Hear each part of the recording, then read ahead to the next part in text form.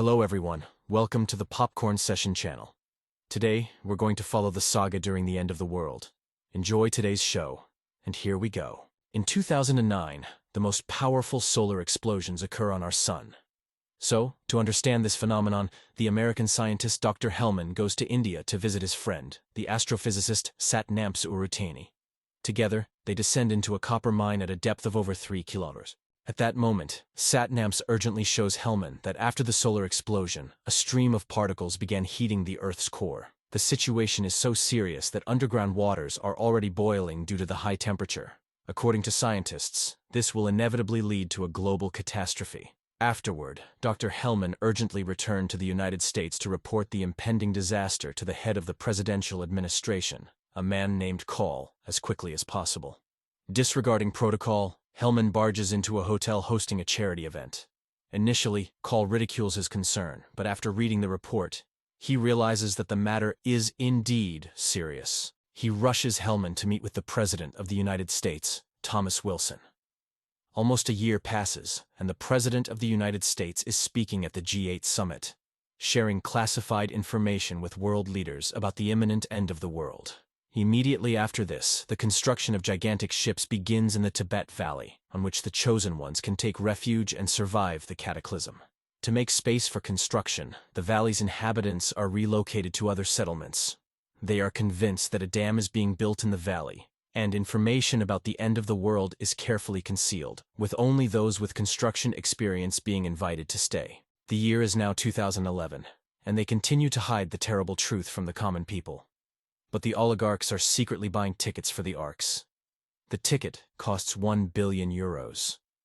Already in 2012, on the day before the global catastrophe, a science fiction writer from Los Angeles named Jackson Curtis, like the overwhelming majority of people, is unaware of the impending disaster. He rushes to his ex-wife's house to pick up the kids for the weekend and take them to the park. Meanwhile, a small earthquake occurs in the city, and a crack appears in the pavement. But people continue not to notice what is happening, always with a dark and careless sense of humor.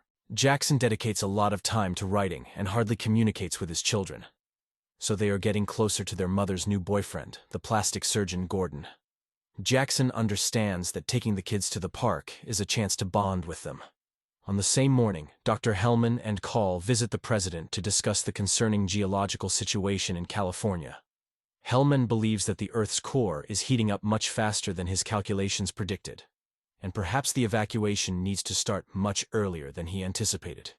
To gather additional data, Hellman, along with a group of military personnel and researchers, heads to Yellowstone, which, for those who don't know, is a supervolcano spanning 3 states in the Jackson e as United crianças States. vão até um lago conhecido, mas ficam surpresos pois o lago repentinamente secou. Neste momento, eles são notados pelos militares e levados para longe do lugar perigoso para uma base militar. Aqui o Dr. Helmsley encontra Jackson e as crianças. Ele mente que está liderando uma expedição geológica comum e que nada de terrível está acontecendo. Durante a conversa, Helmsley reconhece Jackson como um escritor de ficção científica e que admira seu trabalho. Depois disso, Jackson e as crianças Hellman contacts an Indian astrophysicist, and the data indicates that the destabilization of the Earth's crust has begun worldwide. This means that the evacuation of people to arks must start immediately. Hellman promises that a plane will soon pick up Satina and her family. Jackson's children are bored at the camp, and he can't find a way to connect with them. Later they go to bed, and Jackson spots a crazy radio host named Charlie, broadcasting from his van. Charlie talks about the imminent end of the world and engages Jackson in conversation about his seemingly crazy idea that the government is hiding the truth from the people, and only a few selected individuals will survive. Anyone who recently suspected a secret operation has been eliminated by the authorities. Charlie even has a map showing the locations of the arks, but Jackson doesn't believe his words, thinking it's just nonsense, and he returns to his tent. The next day, the earthquakes intensify, and Jackson's ex-wife, Kate, urgently asks for the children to be brought home. Meanwhile, Call informs the President of the United States that only 4 arks have been constructed so far, which means it won't be possible to save a sufficient number of people. Hellman addresses the heads of state with a report on the deteriorating situation, and the President of the United States announces immediate evacuation to the ships. Jackson hands over the children to his wife and rushes to work. He works as a driver for the Russian oligarch named Yuri Karpov, who has tickets for the Ark. Karpov receives an evacuation message and urgently asks Jackson to take his twin sons to the airport. One of the boys accidentally reveals to Jackson about the massive ships on which they will survive the disaster. Jackson immediately recalls the words of the eccentric Charlie and begins to believe in the end of the world, seeing the strange situation in the city. He quickly rents an airplane at the airport and rushes to pick up his family. A princípio, Kate não acredita nele, mas quando o político afirma na TV que o pior já passou, another extremely powerful and continuous earthquake with a magnitude of 10.1 begins immediately. Jackson arrives at that moment, and the family quickly agrees and jumps into his car. Los Angeles is being completely destroyed before their eyes, with houses collapsing and entire blocks sinking into the ground. Jackson accelerates the car, navigating through various obstacles in his path. Overpasses, buildings, and cars are falling in front of him, but he manages to dodge them. At one point, he even drives through a massive building that collapses entirely. Finally, the family miraculously reaches the airport, where they discover that the pilot of the airplane Jackson had rented is now dead. Fortunately, Jackson recently took some flying lessons, and he is able to pilot the plane. Together, they manage to get the plane into the air just in the nick of time. The city is experiencing the unimaginable, and it seems unlikely that anyone can survive this unprecedented disaster.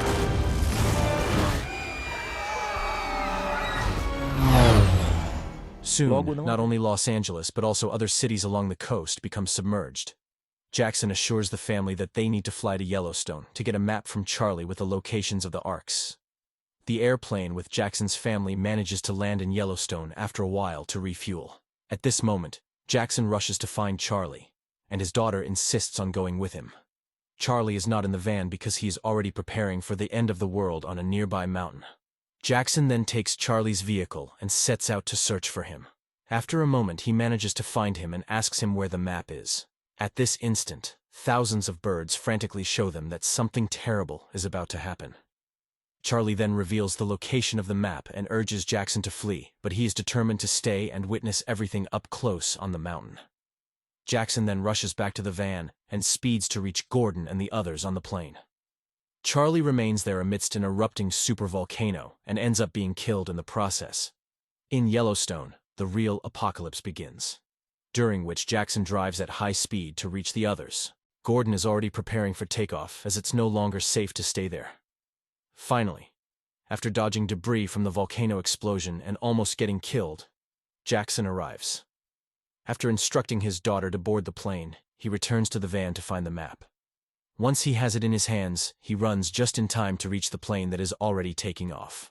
Miraculously, Gordon manages to steer the plane away from the massive explosions. Jackson examines the map and discovers that the arcs are in China. In this case, they will need a larger plane to fly there. Meanwhile, Hellman calls his father and warns him about the imminent disaster, even though it's prohibited. However, his father is determined to stay, asks him not to worry, and emotionally bids farewell to his son. Call keeps the truth even from his mother, claiming that she would refuse to evacuate even if he told her. On TV, the massive destruction happening worldwide can be seen, and thousands of people, devastated by the terrible events, gather to pray together in complete hopelessness.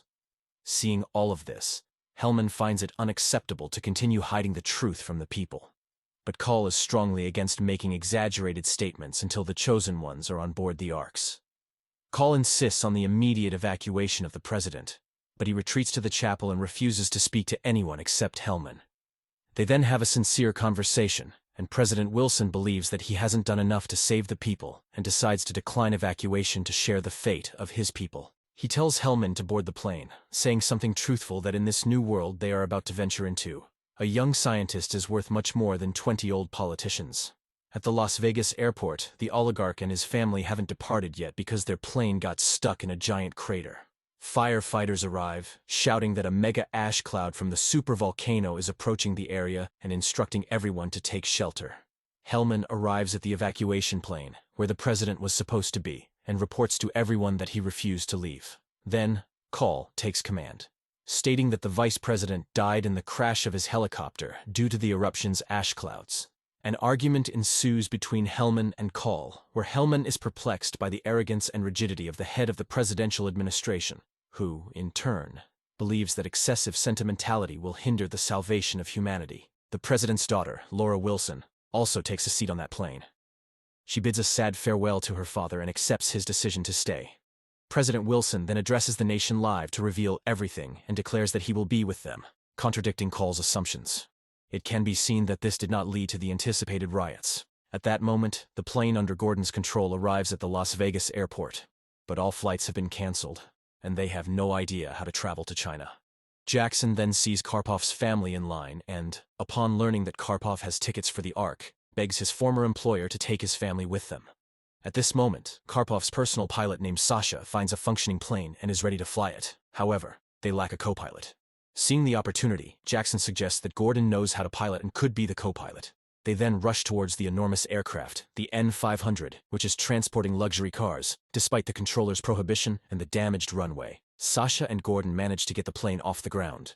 Meanwhile, a Buddhist monk named Nima receives a letter from his brother who works in the construction of the arks. His brother reveals the truth about the construction site, saying he has discovered a way to enter the Ark without tickets, and he asks Nima to bring the entire family to the base. The young monk tells his teacher about this and sets out to fetch his grandparents. The White House is covered in ash, and several people are taking refuge in it. However, everyone maintains a dignified appearance until the last moment and helps each other. President Wilson decides to help a little girl find her father, and the Prime Minister of Italy also stayed at home and devoted his remaining time to prayers. But soon, a terrible earthquake strikes the Vatican, burying millions of people. Continents start moving rapidly, causing massive tsunamis worldwide. One of them hits a cruise ship, where Hellman's father was, causing it to capsize completely. Another tsunami strikes Washington, and along with countless people, President Wilson dies there. Dr. Hellman reports that the base with the arks will also be submerged in 6 hours. He also observes that the Earth's crust has shifted significantly, with the South Pole now located in Wisconsin. Aboard the N-500, Jackson and Kate have a meaningful conversation and forgive each other for past grievances. Sasha reports that the fuel is running out, which means an emergency landing will be necessary soon due to the shifting continents. Their plane arrives much earlier than expected at its destination, flying over the Himalayas not far from the right location. However, the plane loses its engines, and finding a place to land in the Tibetan mountains becomes impossible. Sasha asks everyone to get into one of the cars and leave the rear cargo area of the low-flying plane. Everyone exits the plane except Sasha, who heroically continues to pilot it. The N-500 teeters on the edge of an abyss and eventually crashes, resulting in Sasha's death. Chinese cargo helicopters fly over the survivors, carrying animals to the arks. One of the Chinese pilots notices the group and lands. Karpoff shows the Chinese pilots the boarding passes for himself and his children, and they are taken on board, while the others are left to freeze in the mountains. The group wanders among the mountains and spots a moving car. Jackson frantically waves his arms and asks the driver to stop. The driver of the car is the Buddhist monk Nima. He picks up the fellow travelers, and together they head to the valley. Call, who has arrived at the arks, is informed that one of the 4 ships is out of service, and it was this ark for which Karpoff had tickets. Hellman and Laura had become friends and asked Call how people were selected to board the ships. Only now does Call tell them that tickets were sold only to wealthy individuals, and no effort was made to create the best genetic population for repopulating the planet. Hellman enters the cabin and realizes that it can accommodate not just him but 10 people. At that moment, the astrophysicist Saturn calls him on the phone, and it turns out that the airplane did not pick him and his family up. Saturn reports another massive tsunami approaching from the east, and in deep sadness and shock, he bids farewell to his friend and tragically dies with his family and everyone else who was there.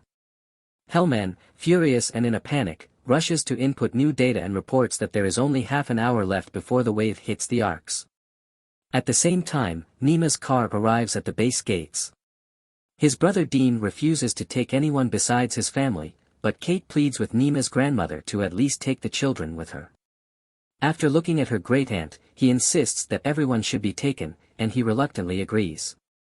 At the base, the ticket holders for the defective Ark realize they are being abandoned. Under Karpov's leadership, the desperate crowd rushes to the nearest functioning Ark, coincidentally the one where Hellman is. However, the Ark's doors have already been closed on Call's orders. Tim Andam silently leads the group through an alternate path within the Ark. On the way, they notice Karpov and his children unable to get in. There is a terrible commotion at the disembarkation area next to the Ark. Many people cannot hold on and fall into the abyss. Hellman cannot remain indifferent to this and addresses the leaders of all countries, requesting approval to open the door so that those still outside can enter the Ark. Call interrupts his speech and draws the attention of the politicians to the fact that there are 15 minutes left before the wave hits them. In his opinion, it is much more important to ensure the safety of those already aboard the ship because he is not the one outside. However, Hellman convinces the leaders that the future cannot be built on so much brutality. In the end, everyone agrees to open the door. However, this puts Jackson's group, who were still wandering in the inner corners of the Ark, in danger. The movement of the gate's lifting mechanism throws Dean and Gordon among the huge rotating gears. Dean is severely injured in the leg, but Jackson saves him. However, Gordon slips from Jackson's grip and cannot hold on. Gordon is ruthlessly crushed by the gears. Additionally, a thick cable gets stuck and interrupts the movement of the mechanism. Due to this, the gate jams and does not fully open. Nevertheless, people rush inside the ship quickly. 4 minutes remain before the wave hits, and everyone is inside except Karpov and his children. At the last moment, Karpov manages to throw his children into the closing gate while he himself falls into the abyss. Due to the same cable stuck in the gears, the gate also does not fully close. Hellman notices Jackson's children in the compartment next to the lifting mechanism, recognizes them, and goes along with the mechanism specialist to the location. 1 minute remains before the wave hits, and the gates are still half open. The massive wave approaches the Arks and sweeps everything in its path. Water enters the Ark, and the safety system locks some compartments, particularly the one where Jackson's family is located. It is now flooded with water. The Ark loses its supports, and the engine cannot be started while the gates are open. The ship moves uncontrollably until it hits another Ark with no further serious damage. It is then carried through the massive waves, heading straight for Mount Everest. If the engine cannot be started, the collision and destruction of the Ark will be inevitable. Hellman cannot reach Jackson but communicates with him through the compartment communication. He explains how to unlock the lifting mechanism and why it is important to do so immediately. Jackson understands that descending into the completely flooded compartment is suicidal, but seeing the immense need for it, he decides to take action. However, he is quietly followed by his son. Jackson instructs the boy to light the way with a flashlight while he himself starts pulling the cable with his son's help. After much determination, he succeeds. The gate finally lowers, and the engine is started. However, the Ark is heading towards the mountain at a very high speed. At least the speed is reduced enough to prevent a severe collision, but enormous rocks roll down the mountain, nearly destroying the Ark.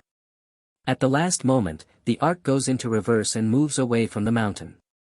Jackson finally manages to get out of the submerged part after his son, and he is joyfully welcomed by everyone celebrating their survival.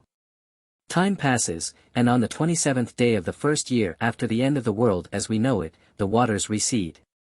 Satellites send images of the Earth's surface, and now the mountains in southern Africa have become the highest point in the world, no longer Mount Everest. The Arks with their hundreds of thousands of survivors set a course for there. The doors open, and people step onto the deck to admire the new world. And that's it, folks. We've reached the end of another incredible movie. Leave a like and subscribe to the channel.